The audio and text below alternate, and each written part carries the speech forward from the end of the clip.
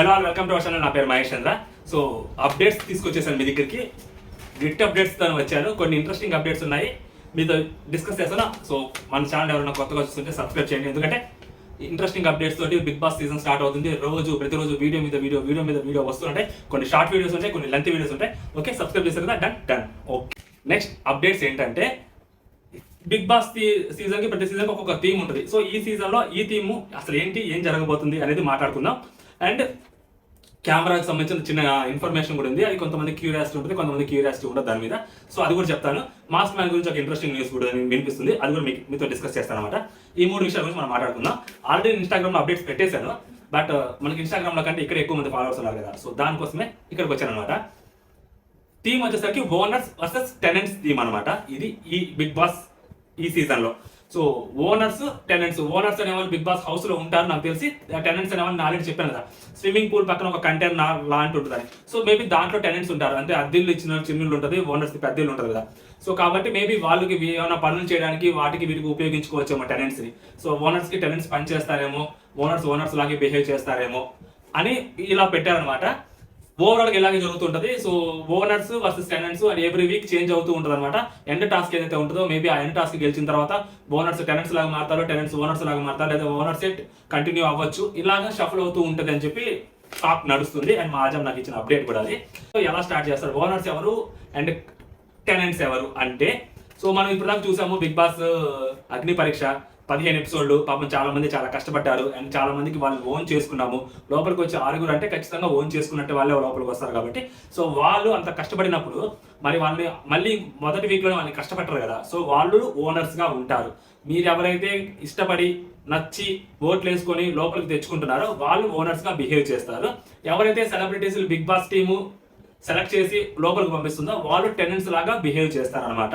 So first week owners లాగా behave చేయడానికి maybe కారణం, సో మేబీ కామనర్స్ అనే ట్యాగ్ ఏదైతే ఉందో మేబీ దాన్ని కొంచెం తగ్గించడానికి, సెలబ్రిటీస్ ని తోటి వాళ్ళు కొంచెం మింగిల్ అవడానికి, అండ్ సెలబ్రిటీస్ అంటే ఏదో అనుకునే వాళ్ళకి ఎవరైతే ఉంటారో మేబీ కొంచెం ఆ డిస్కంఫర్ట్ ఏదైతే మెయింటైన్ జరుగుతుందో, సో మేబీ ఆ డిస్కంఫర్ట్ ని కూడా న్యూట్రలైజ్ చేయడానికి అండ్ వాళ్ళలో కూడా ఒక కాన్ఫిడెన్స్ తీసుకురావడానికి వాళ్ళని ఓనర్స్ గాను వీళ్ళని టెనెంట్స్ గాను పెడతారంట.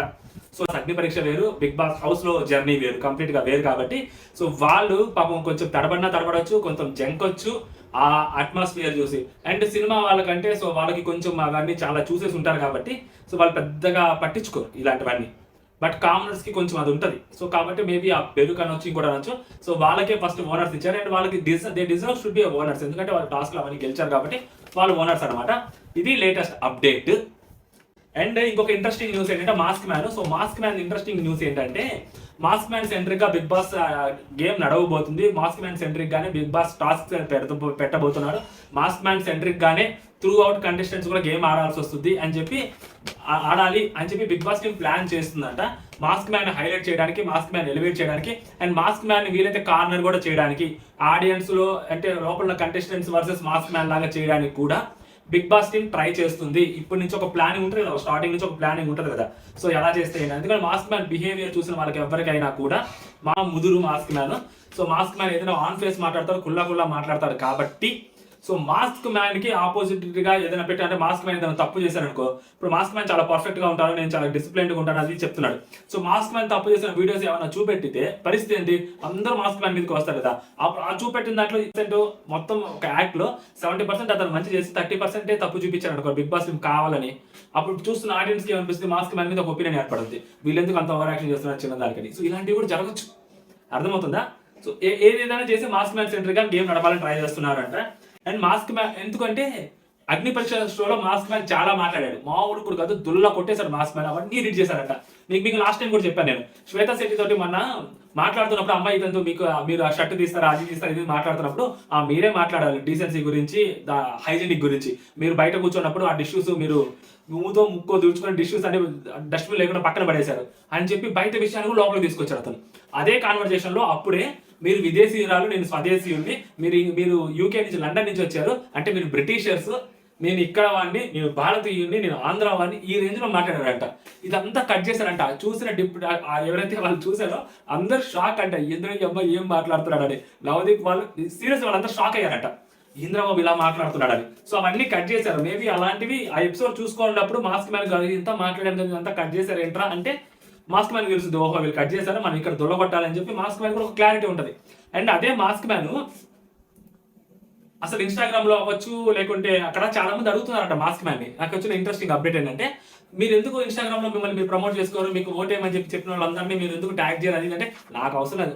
ఓట్లు నాకు జెన్యున్ ఓట్లు కావాలి, నేను ప్రమోట్ చేసుకొని పిఆర్ని పెట్టుకోను, నాకు జెన్యున్ ఓట్లు వేస్తేనే నేను వెళ్తా అంటున్నాడంట. అంటే ముందు నుంచే గ్రౌండ్ ప్రిపేర్ చేసుకుంటున్నారు. ఇప్పుడు లోపలికి వెళ్ళిన తర్వాత నేను మంచోడిని, నేను సామాన్యుడిని, నేను ఒక కామన్ మ్యాన్ని, నాకు పిఆర్ లేదు ఏం లేదు, ఎక్కువ మంది ఇన్స్టాగ్రామ్ లేదు అని చెప్పడానికి కూడా మేబీ ఒక గ్రౌండ్ ప్రిపేర్ చేస్తున్నారంట. ఎందుకంటే మాస్క్ మ్యాన్కి ఆల్రెడీ తెలుసు తను తీసుకుంటారని. సో తన ఒక యూనిక్ పర్సనాలిటీ అని చెప్పి వచ్చిన రోజు నుంచే తను నిరూపించుకుంటూ ఉన్నాడు. అండ్ మూడో అప్డేట్ ఏంటంటే కెమెరాస్ గురించి. అండ్ చాలా మంది అనుకోవచ్చు రేపు ఎప్పుడైనా ఇన్ ఫ్యూచర్ కానీ లేకపోతే ఇంత ముందు కానీ మీరు రిలేట్ చేసుకోండి. మా చాలా మంది కండిషన్ బయటకు వచ్చి మేము చాలా పీకేము, మాకు అసలు ఏం కనిపించట్లేదు, నేను చాలా జోకులు వేసాను అక్కడ ఏం కనిపించట్లేదు, నేను చాలా మాట్లాడాను నాకు అక్కడ ఏం కనిపించట్లేదు, నేను చాలా బీభత్సంగా ఆర్గ్యూ చేశాను అక్కడ ఏం కనిపించట్లేదు అని చెప్పి చాలా మంది బయటకు వచ్చి చెప్పుకుంటూ ఉంటారు ఎలిమినేట్ అయిపోయిన తర్వాత. కారణం ఏంటంటే ఏదైతే కెమెరా డిపార్ట్మెంట్ ఉంటుందో మానిటరింగ్ డిపార్ట్మెంట్ ఉంటుందో అక్కడ 2 కెమెరాలు మాత్రమే ఎట్ ఎ టైం మానిటర్ చేయగలుగుతారు, మీన్స్ రికార్డ్ చేయగలుగుతారు. వాళ్ళ దగ్గర 2 మానిటర్స్ ఉంటాయి, ఆ 2 మానిటర్స్ లో 2 కెమెరాస్ మాత్రమే రికార్డ్ చేయగలుగుతారు, మిగిలిన వీటిని రికార్డ్ చేయరు అనమాట. సో ఒక ఇంట్రెస్టింగ్ గా గొడవ జరుగుతున్నప్పుడు ఆ గొడవను మాత్రమే రికార్డ్ చేస్తారు. ఆ గొడవకి ఏదైనా రియాక్షన్ వేరే వాళ్ళు ఇస్తున్నా దానికి రిలేటెడ్ ఏదైనా మాట్లాడుతున్నా అదే రికార్డ్ చేస్తారనమాట. ఇంకా వేరే ఏ కెమెరాస్ దగ్గర వేరే వాళ్ళు ఏదైతే మంచి మాటలు మాట్లాడుకున్నా ఇంకెంత మంచిగా చేసినా లేదా అక్కడ కూడా ఒక గొడవ జరుగుతున్నా ఆ గొడవ కంటే ఈ గొడవ మంచిది అనిపించినప్పుడు ఆ గొడవను అసలు రికార్డే చేయాలంట, ఈ గొడవను మాత్రమే రికార్డ్ చేస్తారంట. ఓకేనా, అర్థమవుతుందా? ఎందుకంటే అన్ని కెమెరాస్ రికార్డ్ చేసి మనకి వాళ్ళు దాన్ని రీడ్ చేసి మనకు చూపెట్టాలంటే అది మామూలు విషయం కూడా కాదు. అంటే లైవ్ అయినా కూడా మీరు జాగ్రత్తగా గమనిస్తే మనం స్క్రీన్ మీద ఒక కెమెరా మాత్రమే చూడగలుగుతాం, రైట్? ఇప్పుడు నేను ఇంకొకరు మాట్లాడుకుంటాం అనుకో, అదే మీరు చూస్తూ ఉంటారు.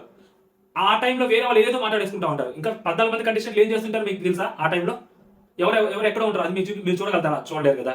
సో అంటే ఎపిసోడ్ అయినా అవ్వచ్చు, లైవ్ అయినా అవ్వచ్చు, వాళ్ళు ఏది చూపిస్తే అదే చూపిస్తారు. ఎందుకంటే వాళ్ళు 2 కెమెరాస్ మాత్రమే మానిటర్ చేయగలుగుతారు, రికార్డ్ చేయగలుగుతారు. ఆ రికార్డ్ చేసేది మనకి లైవ్ లో చూపిస్తారు అనమాట, అంతే, ఎక్కువ చూపెట్టారు. ఓకేనా, ఫ్రేమ్స్ కూడా మీకు అటు ఇటు మారుతుంటాయి, 2 ఫ్రేమ్స్ అది ఇది మారుతుంటాయి. మీరు 3 ఫ్రేమ్స్ ఎప్పుడైనా చూసారా? ఇక్కడ నేను ఇంకో వేరే వాళ్ళు 3 కాన్వర్జేషన్స్ మీకు చూపించారు. 2 కాన్వర్జేషన్స్ అటు ఇటు మారుతూ ఉంటాయి ఫ్రేమ్స్.